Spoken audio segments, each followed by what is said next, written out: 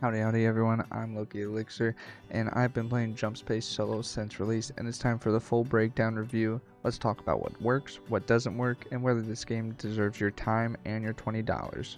Let's talk about it. Now, let's just talk about like the core gameplay loop to start off. So it's fun.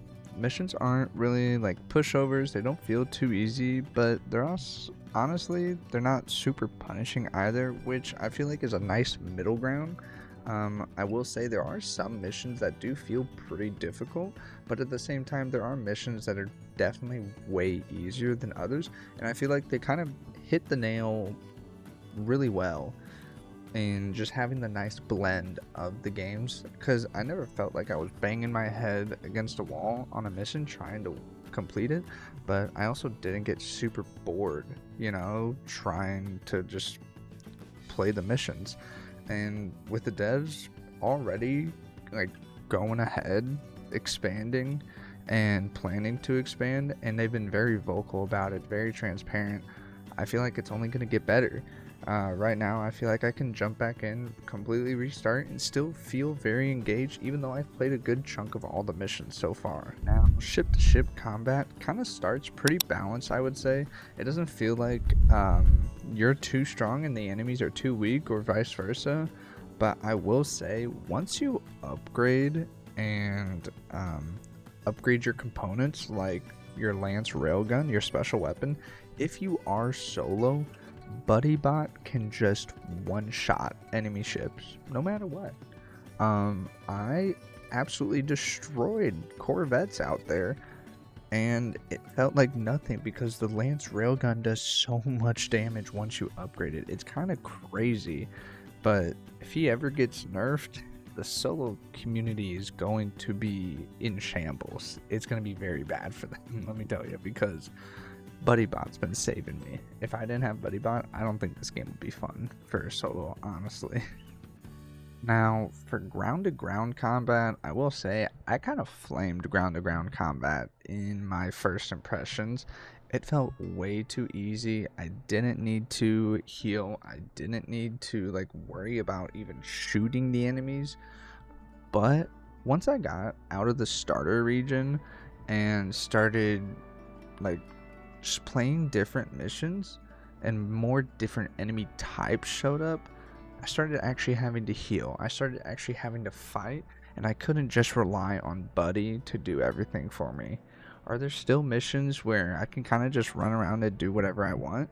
Yes, but those are also the easier missions because there's a difficulty counter for each mission you do, but it's not as easy as it is in the starter missions, and the ground combat's pretty fun. It's chaotic, actually challenging when it comes to it, and pretty fun once you get out of the starter region, that is, though. Now, honestly, this was one of my biggest worries whenever I saw this game and realized it was like a mission-based game, but I was originally very worried that the missions were going to feel too repetitive and just like same task with a different coat of paint. I didn't feel like originally that this was a good road to go down for this game. Granted, I'm just a consumer, I play the games, but I feel like the devs did a very good job on making them feel different, making sure that the missions aren't the same, and making sure that people can play mission to mission and not feel like it's just the same thing, It felt really good seeing how well the devs did in that regard, honestly. They feel amazing. And I feel like since they're going to be adding more and more missions, it's going to only even get better. Now, onto ship progression, I'll admit it, I very much dogged on this at first, so much. I was kind of talking about how like the second ship, it's just kind of like, oh, it's an upgrade. Of course everyone's going to use it because it's just an upgrade of the first ship. I was wrong, completely wrong. The second ship is more of like just a straight up fighter, and it's really good for solos or people that are just running duo. You know, it's actually really good. It's way more agile, a lot faster. It is a little weaker, but it makes sense coming from a smaller ship, and it's just really good. And then the way they implemented the components makes the ships, like, if you use different components, even though it's the same ship, if you use different components, they feel like a different ship because you kind of can meld your playstyle into the type of components that you have. And it feels really good because you can kind of play the game differently based on the components you have alone. And it's really refreshing to see how they implemented it because it's just nice to see, you know? Now, I will say, once you start out, the starter region is very easy, even for a solo. I never felt worried in the starter region, and I never really needed to stop to do repairs.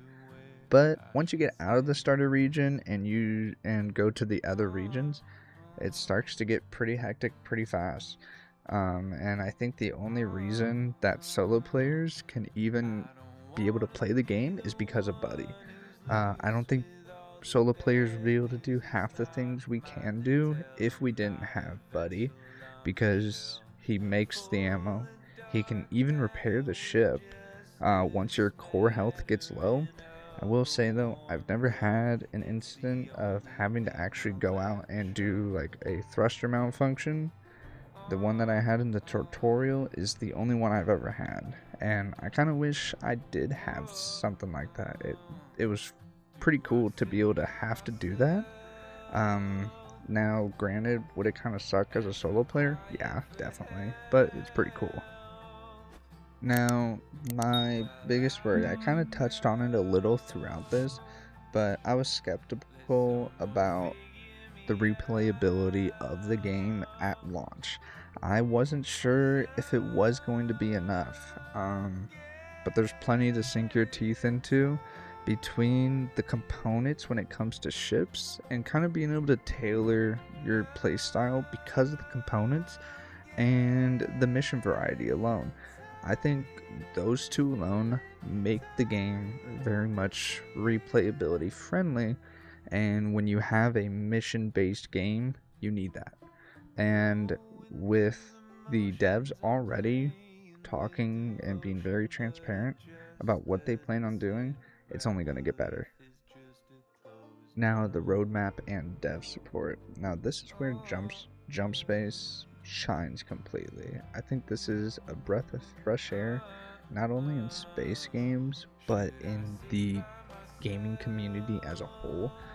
We have been littered with just bad game launches, bad developer teams, and bad management by certain teams. And the devs already have a roadmap in motion. They're working on a new update, hangar vendors, which are very much needed, new sectors, sector modifiers, melee weapons, and more. They've been patching bugs since release 2. It's so refreshing to see a good developer team and a good leadership actually run a game.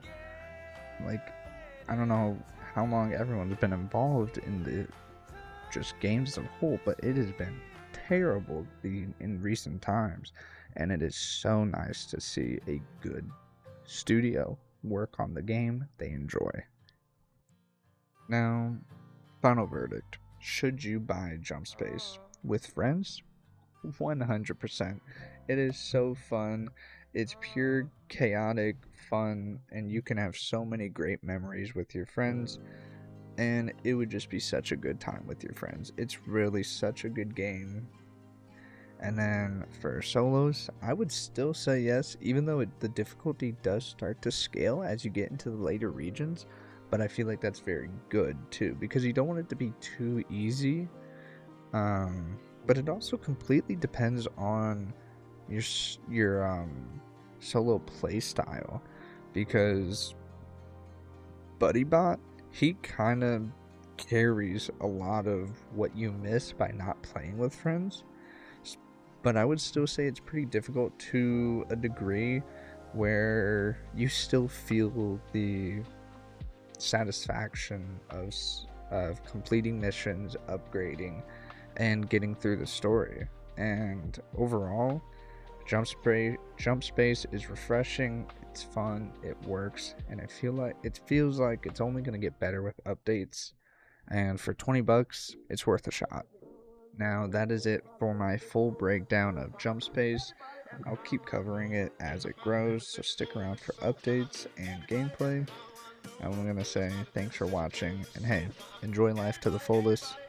Deuces, everyone.